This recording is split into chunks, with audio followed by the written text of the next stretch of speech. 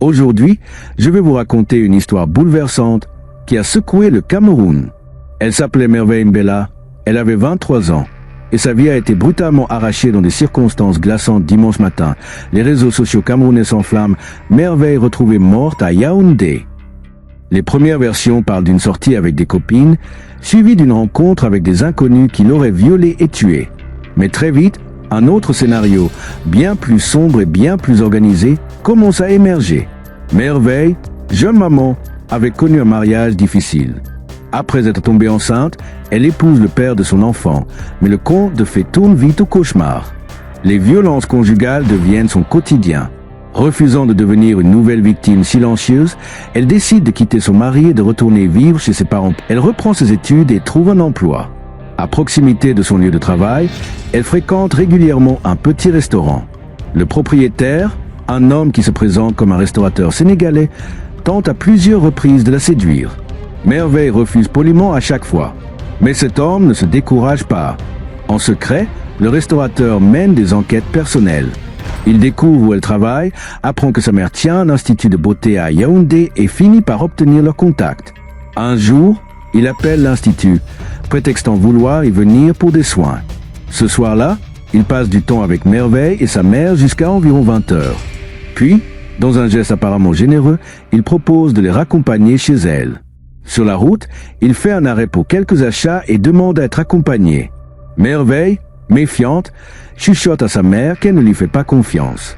Mais la mère, rassurée par l'attitude cordiale de l'homme, l'accompagne dans la supérette.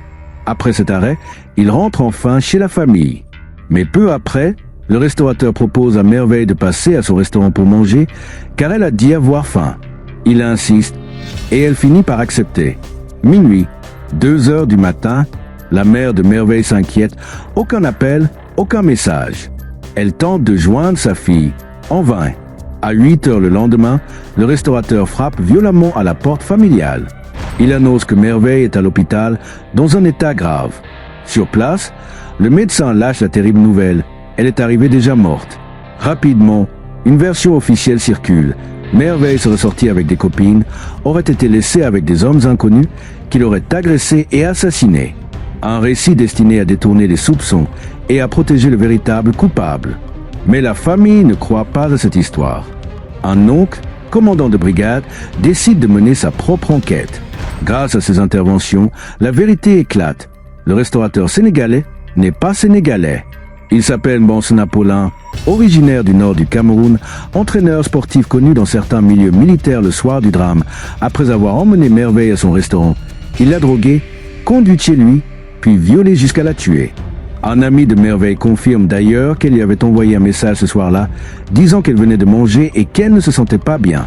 Aujourd'hui, Paulin est entre les mains de la police. Mais cette affaire soulève une question douloureuse.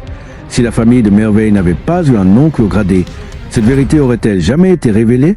Ou bien la version mensongère serait-elle devenue la version officielle? Cette tragédie rappelle que trop souvent, la justice dépend des connexions et non des preuves. Et pour les familles camerounaises qui n'ont pas d'appui dans la police ou l'armée, que se passe-t-il? En mémoire de Merveille, espérons que justice sera rendue. Que son histoire serve d'alerte et de leçon à toutes et à tous. Repose en paix, Merveille.